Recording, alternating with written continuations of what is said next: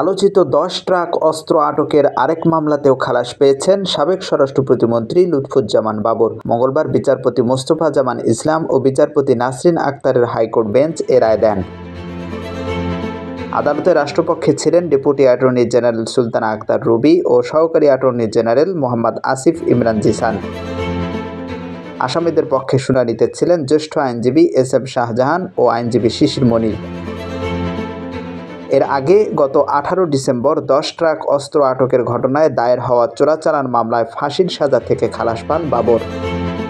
2004 সালের 1 এপ্রিল চট্টগ্রামের CUFL ঘাট থেকে 10 ট্রাক ভর্তি অস্ত্রের চালান আটক করা হয়। এ ঘটনায় কর্ণফুলী থানায় অস্ত্র আইন ও বিশেষ ক্ষমতা আইনে চোরাচালানের অভিযোগ এনে 2টি মামলা হয়।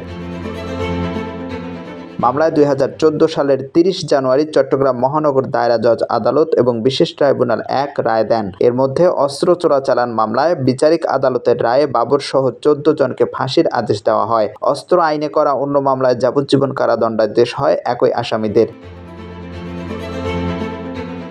এরপর সাজার বিরুদ্ধে হাইকোর্টে আপিল করেন দণ্ডপ্রাপ্ত আসামিরা।